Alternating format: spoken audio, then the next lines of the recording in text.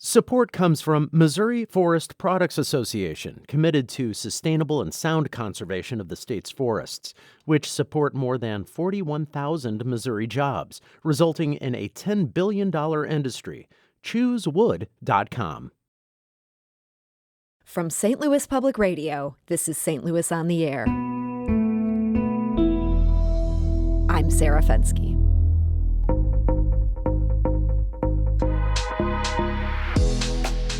Should St. Louis-based Panera be held liable for the deaths of people who died after drinking their charged lemonade? Their families say they didn't know it was highly caffeinated. Is that potentially Panera's fault? And what about the Missouri House of Representatives? They fired an employee who asked for a quieter workspace. He said the noisy office increased his anxiety.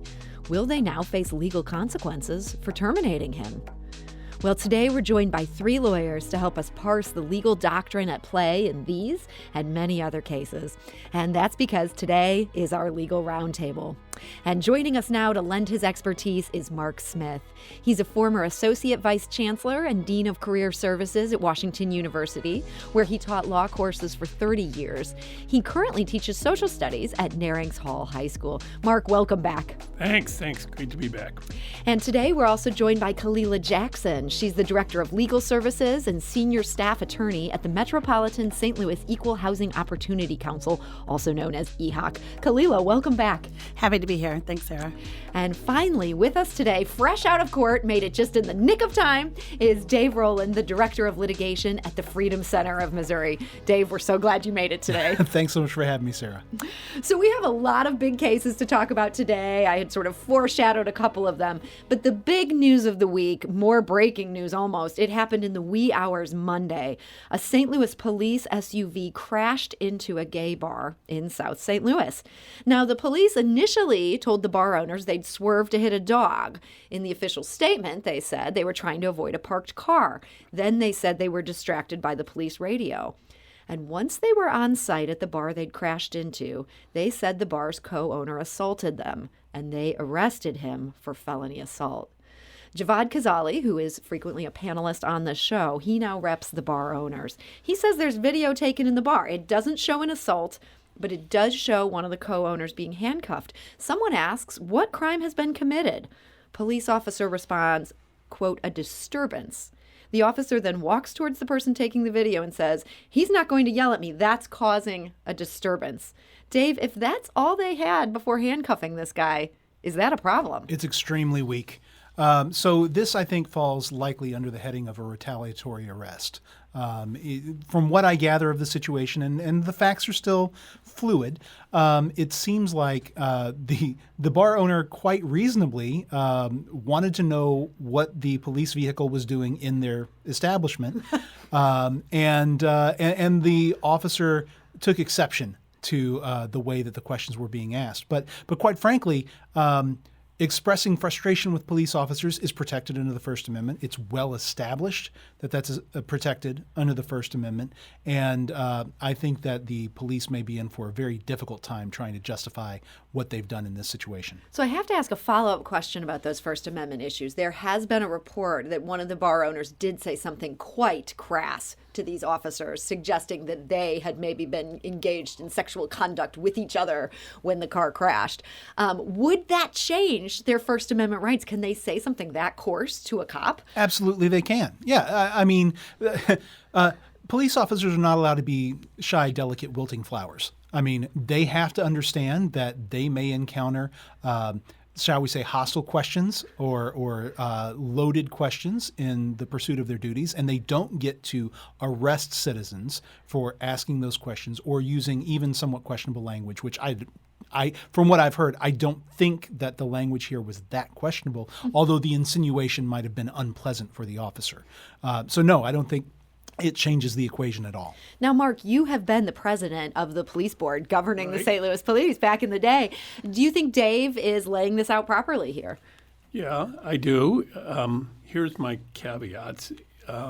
One, I think, as you said, the facts are very much in flux. So we don't know what happened.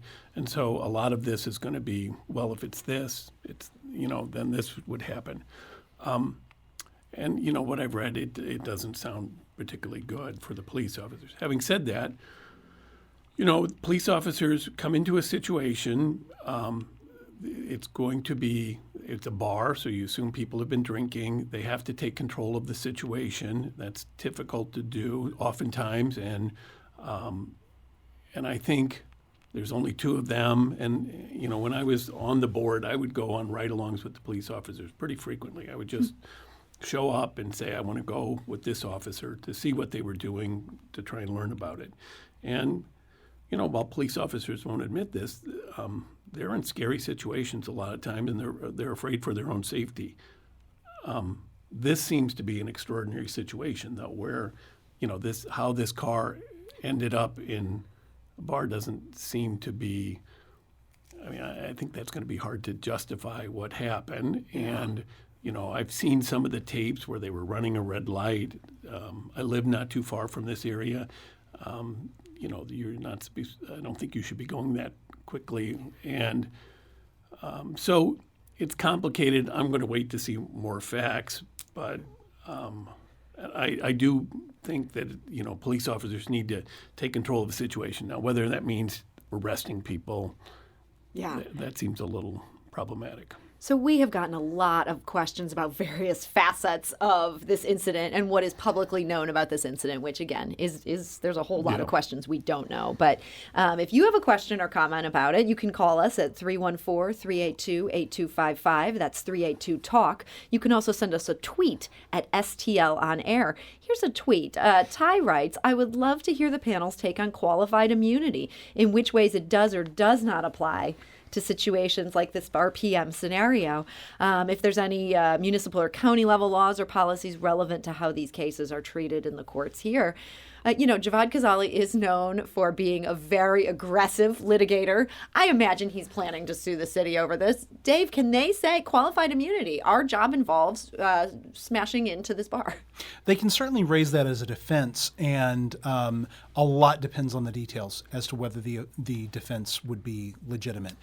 There is, as I mentioned, a good bit of case law saying basically that you can't arrest somebody just because they say something offensive to a police officer. There's a landmark U.S. Supreme Court case where a guy was wearing a jacket that said "F the police," and he got arrested for it. And the Supreme Court came back and said, no, you absolutely can't arrest people, even if you find this offensive. You can't arrest people for this. And so I would think that generally speaking, that would be considered a sufficiently compelling and established precedent that as long as the facts are limited to the arrest being predicated by the words that were used by the bar owners, then I think qualified immunity would likely not apply. But there may be complicating factors that I currently am not aware of where maybe the courts say, all right, qualified immunity does apply here. Yeah, I mean, the police have alleged that this guy shoved them hard, and that would certainly, if true, that could make a big difference here. One of the things that's generated a lot of discussion,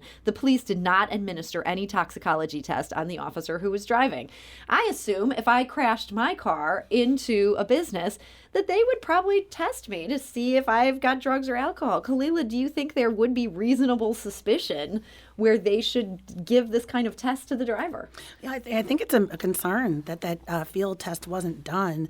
I think that what we're going to see, as Dave and Mark had pointed out, that as this goes through the courts, I think those are going to be questions that the judge is going to have, and we'll see if really these charges will pass scrutiny, and in what we can only assume maybe the civil case to follow. Those are going to be questions that the PD is going to have to answer about why what seems like routine protocols were not followed in this instance, because if, as the facts are playing out, as we see them now, the officer's actions created a significant public danger. And even when officers are involved, that duty to the public still attaches. So I think those questions are going to have to be answered sooner rather than later. So I think with this, the one of the majors, I think, or somebody at the police department said, there wasn't evidence. And so it's up to the discretion of the officers. And, I'm sure every time somebody's involved in just a regular citizen's involved in an accident, they don't always do a breathalyzer, plus you have to consent to it. And so, but this does seem like an extraordinary situation where you have this car. It's interesting when you look at like private industry and some other places, there are some places that say if you are involved in a major kind of accident at work, you have to take either a drug or alcohol test. Although OSHA has come out saying, well, we don't like it to be routine because then that may discourage people from filing their work-related injuries. Yeah. So, but if I'm a forklift operator and I crash my company vehicle, I imagine the company wants me tested. And in this case, you've got police looking out for police. Even if that's not the case, that's certainly the perception in the public. And I know some police departments do have policies where if you're involved in an accident, you routinely have to do that, and have to submit. Now, they still, and people forget this, police officers also have constitutional rights against self-incrimination and everything. So it's not like you can always require it. But it's just complicated. Yeah, so you can't always require it. But if you had this reasonable suspicion, you could. It sounds like you're saying this could go either way, but you could see reasonable suspicion here. Am I summarizing this? Yeah, I think so. And I think maybe just have a policy to say anytime you're involved in a vehicle accident, you should have to submit a blood sample or something. Might not be a bad idea. It sounds like a great policy to me. Another case, there's the case of, this is like a law school exam, this fact pattern, because there's so many potential issues. Excuse me. One issue is, do they get to sue the city of St. Louis? Because these police officers are young police officers. They probably don't have a lot of money. They were apparently probationary officers, not even full-fledged officers yet. So they're going to sue the city of St. Louis. The city of St. Louis has sovereign immunity because but there's an exception for vehicle crashes, but there's a limit on it. So I think we're going to see some interesting. You've got the crash, so that's one tort. You've got this arrest, that's another, and that could be a 1983 action. And then you've got, what's happened afterwards. That if there's some kind of if these probationary officers get fired, we could have some kind of employment discrimination. So this is just like chock full. And like I said, the facts keep evolving. Yeah. So who knows what's going to happen. Here's another one. This one came in from Twitter, something I hadn't even thought about. An interesting fact of this case is that the bar owners lived upstairs. They lived on top of the bar on the second floor, and then they ran the bar on the first floor. Nathan asks on Twitter, quote, "I'm curious if Castle Doctrine would protect the bar owner from any action he took against invaders on his property. The bar is also his home. No one could argue these cops were operating officially by crashing into his property and perhaps even assaulting him." Dave, any thoughts on whether Castle Doctrine could be a technique that a savvy lawyer would think about using? It's a clever thought. I don't think it would likely apply here because it doesn't appear that anything that happened was in self-defense. That's usually when the Castle Doctrine would be invoked. And so, for example, going down and if the bar owner shoved a police officer, again, if he was saying, I needed to shove the officer in order to protect myself in some way, maybe you could make a Castle Doctrine argument that use of force was authorized if there was not the suggestion that a shove was necessary for protection, then I don't think it's. And he clearly knew it was a police officer at that time. Yeah, my understanding is they were in uniform. It was a police vehicle that was sitting in their bar. I had not thought about this, but this is interesting. If instead it's dark, he comes down and there are just two figures in the bar, would he get to shoot them? You hate to put it that way. Thank God, this is in St. Louis. We should not count on the fact that no one will open fire. But this situation would be so much worse if someone had opened fire. Yeah. So and Missouri has such a broadly protective Castle Doctrine law about the use of firearms, including extending to protecting your vehicle. These bar it's owners really maybe out. would have been better off shooting. Well, I'm No, glad- no, I'm no. joking. Yeah. I'm joking. And that's a terrible joke. I should not even joke about that. Here's another question mark. I'm wondering if you have any insight into this. Jeremy asks on Twitter, can they / can't they / should they release body cam video? The governor himself has now Yeah. suggested he'd like to see them release it. Governor Parson, who saw that coming? Yeah, I think everyone would like to see it. You know, we've talked about body cams on the show a few times, and you know, everyone thinks, well, let's just see it. You know, imagine though a situation, and I think in this case we should, and I don't see these two men who own the bar objecting to it. No. I can imagine a situation where a police officer comes into my home, has a body camera on, and I don't want what's shown there because it may incriminate me and it may be embarrass an you. invasion of my privacy, right? But I don't think that's the issue here. Yeah. So. What I'm hearing is they're saying because it's under criminal investigation, because this bar Yeah. owner is facing criminal charges, we can't release it. So it's actually fairly complicated, but I think that may be the legally correct answer. So the Sunshine Law allows for the release of these mobile camera recordings under limited circumstances, and they do not appear to include if the police department is okay with the release of the records.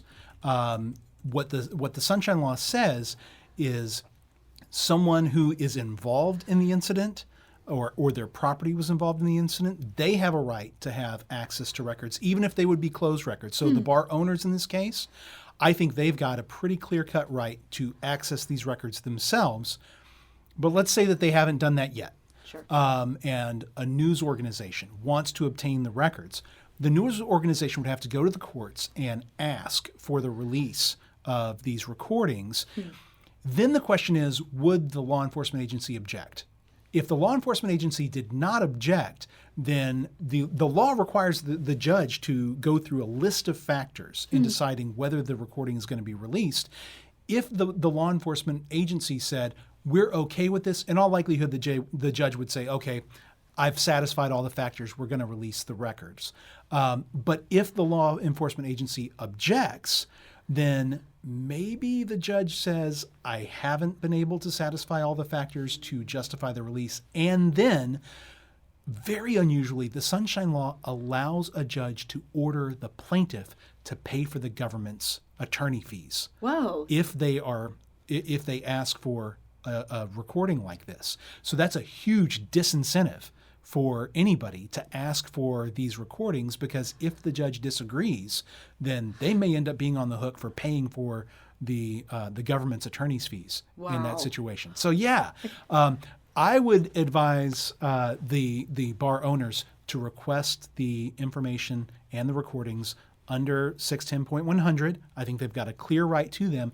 And then as long as the recordings do not show third parties not employed by the law enforcement agency, I think they then have the right to share that recording with anyone that they want to. Well, I hope that this ends up being the case. I always like to get all the information I can. Those body cam recordings are going to be fascinating. Kalila, there is so much at play in this case right now, so many different fronts where this could move forward.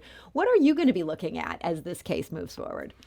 Well, I'm really looking to the judge's reaction. So I think the fact that this bar owner was released essentially on his own recognizance after a hearing suggests that the court has some concerns with the evidence that the defense has been able to collect and muster at this time about whether or not the state or the city in this case is going to be able to meet its burden. So what I'm really interested in is as the criminal case proceeds, whether or not this is going to result in maybe a dismissal, maybe the prosecutor will decline to continue the case, or whether they are going to push through possibly a full trial in this matter. So I'm really looking to see what's coming next out of the court. I think that's smart. And, they have already, the prosecutors has reduced what the police put in as a felony to a misdemeanor. It's interesting. We're talking today to our Legal Roundtable. That's Kalila Jackson. We're also joined by Mark Smith and Dave Roland. Need to take a quick break here. When we come back, the Missouri Supreme Court tosses out a bill that would make unauthorized camping on state land a crime. And after that, we'll talk about lawsuits over Panera's charged lemonade. This is St. Louis on the Air on St. Louis Public Radio.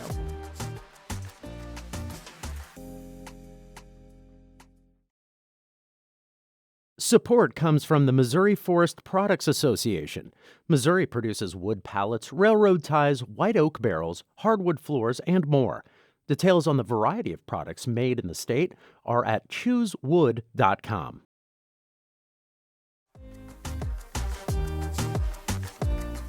Welcome back. I'm Sarah Fensky, in for Elaine Cha, hosting our Legal Roundtable. Today we're joined by Mark Smith, former Associate Vice Chancellor and Dean for Career Services at Washington University. He's currently teaching social studies at Narings Hall High School. We're also joined by Dave Roland, Director of Litigation at the Freedom Center of Missouri, and Kalila Jackson, Director of Legal Services and Senior Staff Attorney at the Metropolitan St. Louis Equal Housing Opportunity Council. Now, this past week, some more news. The Missouri Supreme Court weighed in on a case involving unauthorized camping on state land. This was a unanimous verdict. It tossed out the state law. The justices this law is, quote, invalid in its entirety. Dave, what's going on? So the legal issue, the constitutional issue at the heart of this is a provision in the Missouri State Constitution that limits how the General Assembly can go about passing laws. One of the things that our Constitution was designed to do was to prevent log rolling, to prevent a very popular bill having a bunch of amendments thrown onto it that were not really related to the original topic of the bill. And this is important because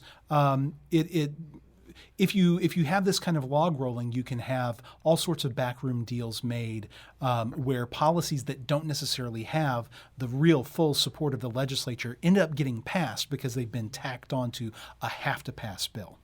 So this is prohibited by the state constitution, but that restriction has historically been unevenly enforced by the Missouri Supreme Court. In this situation, though, it was clear the original subject of the bill was political subdivisions, and in the process of passing the bill, there were a number of amendments that were tossed on that really did not have anything to do with political subdivisions. And so when the court looked at this, they said, this pretty clearly violates the single subject rule of the Missouri Constitution. And although there are circumstances under which we can save parts of a bill that have been improperly passed like this, in this situation, nobody made any effort to make the factual showing that you need to save those other parts of the bill. Therefore, the entire thing comes down. As a state constitutional stickler, I'm really glad to see this because I think it's important that the General Assembly follow the correct procedures. They're there for a reason, but there's also the collateral damage of there were parts of this bill that I know were very important to a lot of people that now they're going to have to go through the process again if they're ever going to go into effect. And these were parts that had nothing to do with this unauthorized camping on correct. state land that caught the attention of many people here in St. Louis. Kalila, even though the people Dave knows are sad about this other part of the bill being tossed, there has been rejoicing among housing advocates. I'm elated. Yeah, there were a lot of people for really the same reason that Dave pointed out. This bill was really added on at the 11th hour and caught advocates like myself and Art City and other people at Action who have been working tirelessly on behalf of the unhoused community. This caught us by surprise. And so while I am understand the impact of the collateral damages, the impact that this bill, if it had been left untouched, would have done untold damage to our unhoused brothers and sisters in this community. And so the reason why you saw Eden Village step forth is because this bill would have hampered the ability for service providers to be able to provide the critical services that are underfunded, they're unmet already. It would have hampered the ability to provide those services both on individual private levels and also at the government level. And so it is important that this bill was struck down. And if they're going to reenact it, it needs to stand on its own merits. Then the people, they need to get the sufficient number of votes and follow the proper procedures. But for my part, and I know many others, we were happily, in my case, happily surprised to see this ruling, because it has been, this issue has been raised in other circumstances, and there has been this uneven enforcement. But for housing advocates and people who care about people, this was a major win. So another issue involving the Missouri House of Representatives. However, in this case, we're not talking about their ability to pass legislation lawfully. We're going to talk about what it's like to work there when they're your employer. A man named Eric Qualls sued the Missouri House of Representatives, which had been his employer. He said he suffered from ADHD and generalized anxiety disorder. He sought a quieter workplace to accommodate that disability. But instead of offering that accommodation, they fired him. He sued. Not only did he win a verdict of $2 million, but when they appealed, most recently, he just won at the appellate level, too. Kalila, what did his employer, the Missouri House of Representatives, what did they do wrong here? The court really took the HR person who was a mastered and degreed, an intelligent person, really took her to task for her failure to acknowledge and recognize that the requests that this person made, Mr. Qualls, were reasonable and fair. And even if employers and also reasonable accommodations also apply in the housing context. So what the court said is just because something is you may not want to do something, that we have to remember that when we're dealing with people who have persons with disabilities, that they have legal rights, they have obligations, and those have to be carefully considered. And if there are not, burdens or it's significant or substantial burdens that are associated with that, then employers just can't cast aside those requests. And in this case, the House of Representatives took the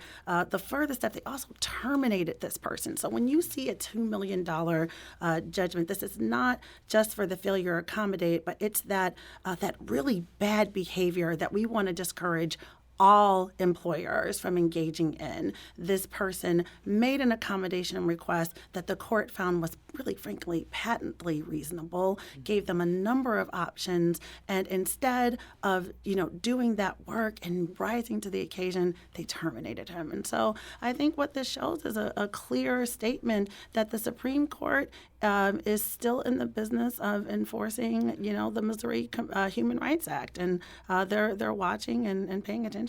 So, Dave, this part caught my attention. In the process of many requests for these accommodations, reasonable type accommodations, he's again asking for it, and they're like, I don't know, and he says, maybe I should go to the Missouri Human Rights Commission. And they just fired him on the spot. And I'm thinking, oh boy, they just opened themselves up. No wonder they lost this. But it's not necessarily quite that simple. Well, so there had been earlier rulings saying that just mentioning that you may take a case to the Human Rights Commission is not by itself a indication, or at least the firing of someone who's made this comment. That's not in itself an indication that their rights have been violated. But I think that this case really demonstrates the importance of a good set of facts. And the court went into great detail talking about the facts here, that this was a worker who had gone above and beyond. Like, he was really working as hard as he could to do a good job within the confines of his disability. And when he was accommodated, he actually was doing a pretty good job. And so with that excellent set of facts combined with when he mentioned, hey, look, maybe I need to go talk to these guys, and then the immediate firing, I think that combination of facts really led to the House of Representatives getting hammered in this case. Hammered is the right word. $2 million. Justifiably so. Yeah. Yeah. So this brought to mind for me a news story that I also read in this past month involving former state representative Maria Chappelle-Nadal and her anger at her former employer, which is St. Louis County Councilwoman Rita Hurd-Days. Chappelle-Nadal filed complaints with the Missouri Human Rights Commission and also the EEOC. She had a lawyer draft a lawsuit. It led to a $77,000 settlement. And then after they settled, she shared the draft lawsuit with the St. Louis Post-Dispatch. Somewhat of an unusual sequence right there. But she says, the former state representative Maria Chappelle-Nadal says the county failed to accommodate her mental health needs. And in the draft complaint, they talked about the need to work remotely, the need to have an emotional support dog at work. Mark, if my employee wants an emotional support dog, do I have to let them have an emotional support dog? Yeah, I think an emotional support dog. Now, whether or not you have to let them work remotely, I think would depend on the nature of the job and everything. But I mean, I can imagine a situation where it's just the two of you working, you're allergic or something. Yeah. Okay, well, what if I don't like dogs? Come on. If you don't like dogs, you may be out of luck. Unless you have some kind of phobia or something. I mean, if you just are not a dog person, I'm not sure that's going to be enough. You have to accommodate. All right. Say I the have an person. allergy. Yeah. If you have an allergy, maybe we'd have to look for some other type of, because you have then a medical condition that, so we have two. Yeah, this seems so complicated for employers. And that's, this particular set of facts in this county case does not feel maybe quite as clear cut as what we saw in the House of Representatives case. I'm very sympathetic to these plaintiffs. But as a former, and this is a long time ago, I was a, management side labor and employment lawyer. And, typically the employers are not uncaring. They're just like, we got to do something. We got to make widgets here, and we got to figure out a way to make widgets and make money. That's what we're about. And so you're sympathetic, although the bar on particularly the disability, you have a very high duty to accommodate. The employer does. And so, something where you're allergic, that might meet the bar. But if it's just expensive, yeah. Unless it's going to put you out of business, you got to do it. Dave? So one of the other factors in this situation that I thought really stood out was Maria was also being criticized for her public statements about policy issues. Absolutely. And Maria has been known for years as a very passionate advocate, particularly for those who are affected by radioactive waste in her district.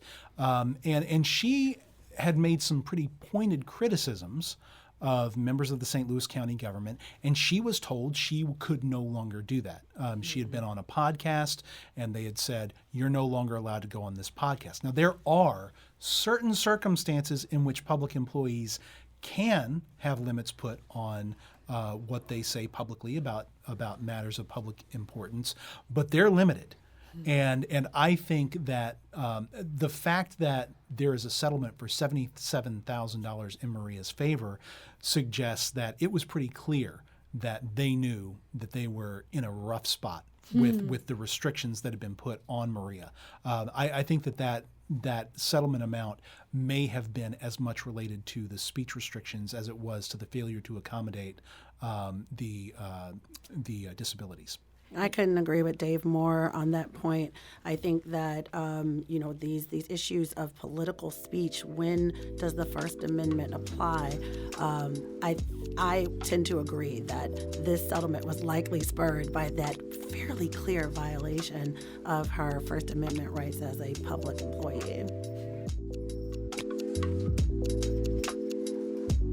We do need to take a quick break here. When we come back, Panera is in the hot seat over its charged lemonade. Is it fair to hold them accountable if people drank multiple glasses of this stuff? This is St. Louis on the Air on St. Louis Public Radio.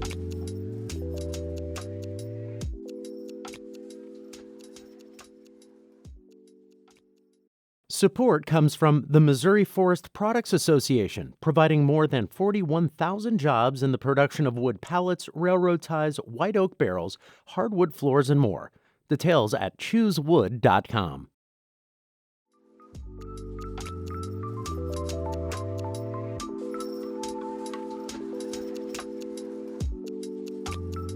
Welcome back. I'm Sarah Fensky, in for Elaine Cha, hosting our Legal Roundtable.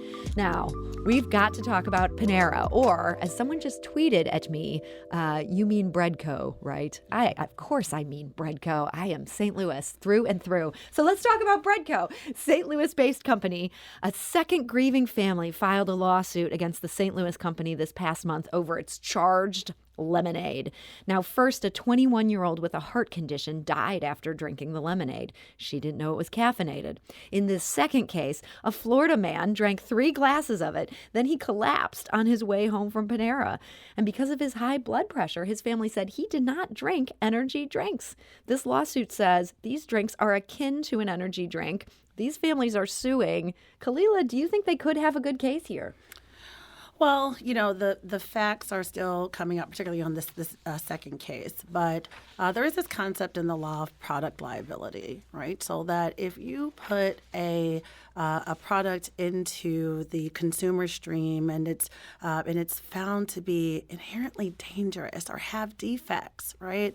The corporation can be held liable if people are injured by that product. And so in this case, what the families are saying is that, while the people yes, they drank the lemonade, but they didn't know. So they didn't know that there was these risks associated because either Panera did not do enough, or Bread Company, as it is affectionately will always be in my heart, Bread Company didn't do enough to tell people about, to notify them that this lemonade was different than other lemonades. That it was caffeinated, and not just caffeinated, but highly caffeinated compared to even, I think, one of the lawsuits talk about it's 2 or 3 times more caffeinated than a small cup of dark roast coffee, which is not something that the average consumer is going to necessarily appreciate unless they are told. And I know that Bread Company, now the lemonaders are behind the counter, whereas before they were out front and people could get as many refills as they wanted on these charged lemonades. Now they're behind the counters, and I think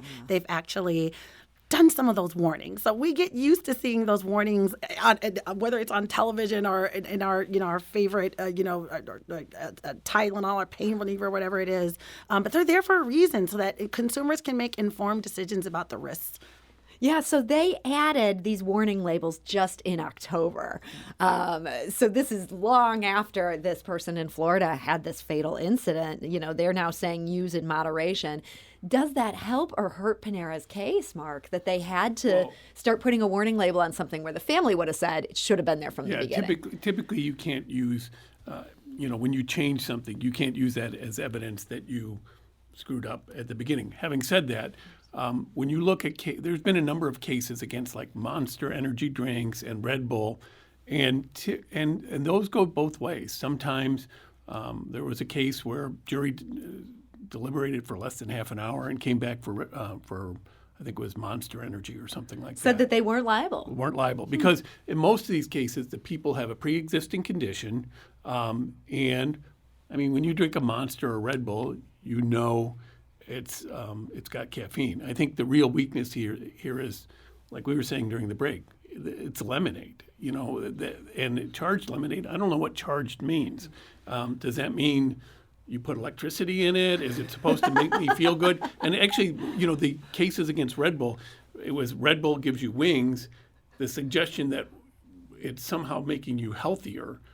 Where I always thought, well, no, it gives you wings means it gets you all amped up on caffeine. Right. But and the level of caffeine, as Kalila said, is really high, and you drink lemonade differently. So, having said all that, I would expect a settlement in these cases because they're not going to want to go to trial, and I think they've got some potential liability here, and these are just horrible situations where somebody, is really in bad shape because of it. So yeah, this is one of these where it's certainly eye-catching because you hear a man drops dead after he leaves Panera. This is bad publicity. I have to wonder how this charged lemonade got past the lawyers from the get-go.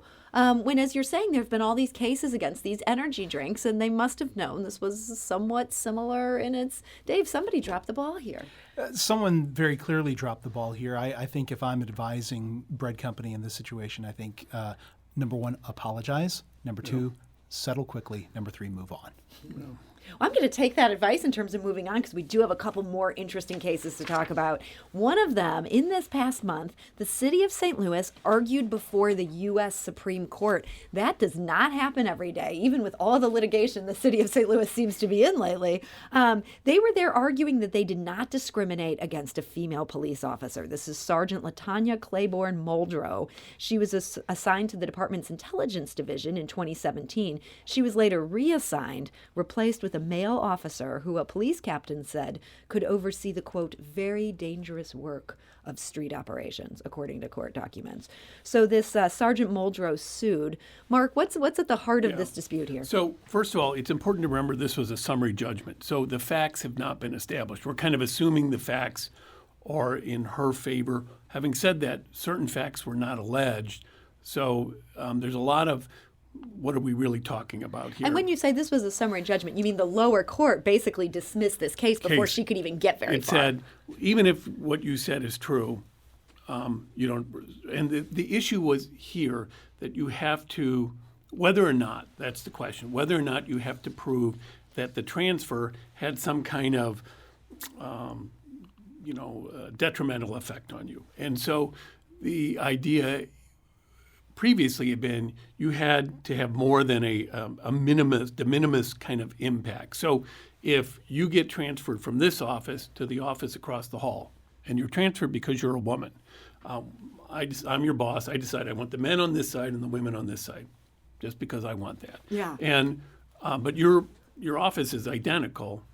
Is that enough to say it, to be able to proceed with the litigation? And the St. Louis Police Department is arguing, no, that's not enough. You have to prove some harm. You have to prove that you were somehow harmed. So maybe you were stigmatized by, and then it becomes, maybe you don't know. I didn't tell you I put you over there because you're a woman. But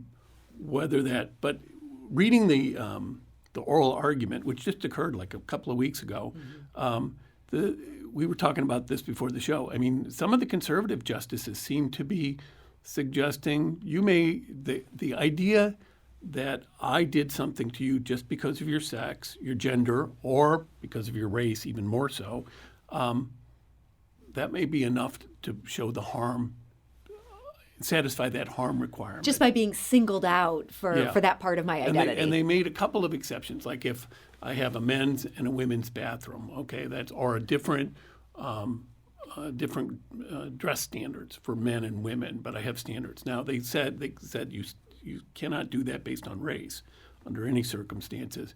But it's an interesting case because, like many things, it comes down to one word: discriminate against. And what does that against mean? And this is the kind of stuff that lawyers love to talk about and spend all day worrying about, and lay people just fall asleep when we talk about it because it's so boring. I hope you're not all falling asleep out there. But they, like you said, we don't get to St. Louis doesn't get to the Supreme Court. When you read it, I don't know if you caught this.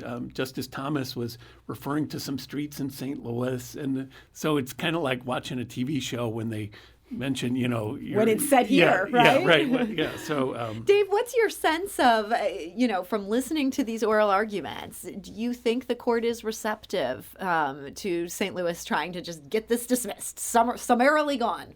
No, I think that they are pretty hostile to the position that the city was taking here. Right, I agree with that. And matter of fact, it seemed like only Justice Alito was kind of willing to say, well, no, you actually have to show some kind of actual harm that has been suffered. Discrimination by itself is not enough, but I'll show my hand. My favorite justice right now is Justice Gorsuch because he's a textualist, and one of the things he did in the argument is he pointed out, look, the text of this statute says you can't discriminate against any individual with respect to compensation terms, conditions, or privileges of employment. The statute itself says discrimination is a harm that needs to be redressed. And that was also picked up particularly by Justice Jackson, but also almost surprisingly Justice Kavanaugh. And so I think that St. Louis is probably going to lose this case, probably 8-1. Whoa. And I think that's... You don't think Thomas might go with Alito? Thomas might go with Alito, but I don't think he will. Really? Yeah. So I'm not going to even try to predict where the Supreme Court goes. Kalila, that is very intelligent you're right the there. smartest of us all, right? But I will say, I think that it is critical for the future of civil rights in this country that there be a recognition that discrimination in and of itself is a harm. It is a psychic harm. It is a violation, and that in and of itself should be cognizable. I agree completely with what you said, but to give Justice Alito's argument, his argument is, well, if we allow these cases to get through and there's no injury, I moved you to the office, there's no injury, well, we're then going to have this big lawsuit, we're going to tie up the courts, we're going to clog them up with these cases, and you still have to prove injury to have damages, and so at the end, we will have no damages. That's his argument. Yeah.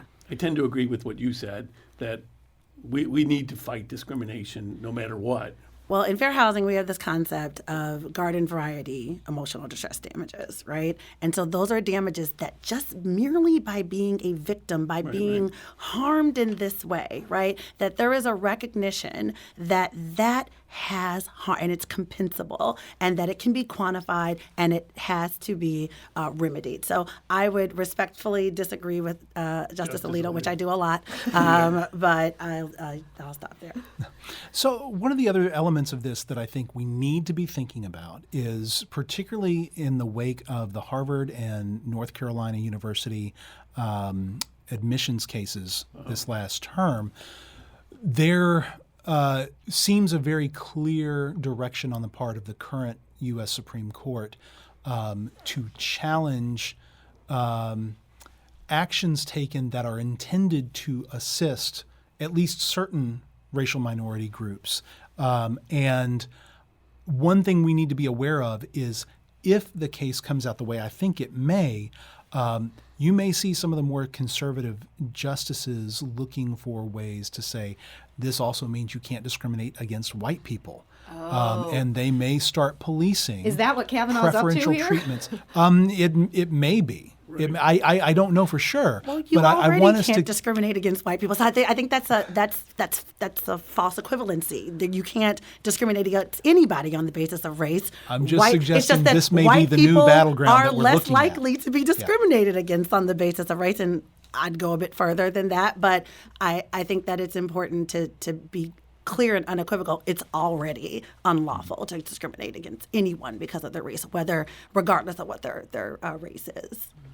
But I've seen the same things in some of the law review or not law review, but law firms saying that they're warning that this may hurt DEI efforts, and that that's just something that may be coming down the pike. That would be opening Pandora's box on that front. That's interesting. So St. Louis ends up being maybe this test case that could end up. Man, some of these cases that St. Louis fights and keeps fighting, it's interesting that they took this all the way to the Supreme Court. Yeah. Well, man, I mean, once again, there are so many cases to discuss in this town. I got to squeeze one in here in just our final minute. Missouri Attorney General Andrew Bailey in the news again. He had somebody host a fundraiser for him who's fighting a decision by state regulators to suspend their operations for significant violations of Missouri's cannabis regulations. This is now the second time he's had a large donation or a fundraiser from somebody that's doing business with the state of Missouri. Kalila, in 30 seconds or less, do you think there's an ethical problem here? You know, I think anytime you have the appearance of impropriety, there's an ethical problem. Now, whether or not it rises to a unlawful issue or a campaign violation is another question that I will defer to someone with more knowledge in campaign finance regulations than myself. But I think that you should always be mindful of the appearance of impropriety. And the other thing that I thought that was interesting is that they said that this particular donor doesn't donate a lot. And I thought that was an interesting thing to see if you can thread that needle to maybe something more significant. Yeah, for those who were listening, I believe it was last month, this previous donation, it was a $50,000 donation from the Doe Run Company, and this is after the state filed an amicus brief on their behalf. It is interesting. You can't say for sure what's going on there, but it sure doesn't look the way you would want the Missouri Attorney General's office to look. Well, I want to thank our panel for being here today and sharing all their expertise. Kalila Jackson, Director of Legal Services, Senior Senior Staff Attorney at EHOC. Thank you so much for joining us. Thank you, Sarah. And Mark Smith, former Associate Vice Chancellor at Washington University, teacher at Narings Hall High School. Thank you for joining us. Thank you. And last but never least, Dave Roland, Director of Litigation at the Freedom Center of Missouri. Thank you. Always a pleasure.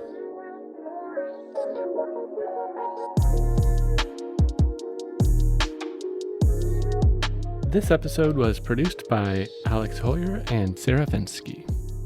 Audio engineering and podcast design by Aaron Dorr. Our executive producer is Alex Hoyer. St. Louis on the Air is a production of St. Louis Public Radio. Understanding starts here. St. Louis on the Air proudly supports local artists by using music from Life Creative Group. Do you find yourself regularly listening to episodes of St. Louis on the Air? Suggest us to a friend you think might enjoy our conversations. And leave us a review and rating on Apple Podcasts on the App Store. It's the simplest way to help people discover our show. Thanks. St. Louis Public Radio is a member-supported service of the University of Missouri St. Louis.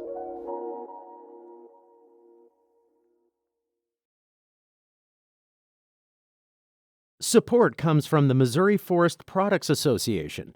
Missouri produces wood pallets, railroad ties, white oak barrels, hardwood floors, and more. Details on the variety of products made in the state are at choosewood.com.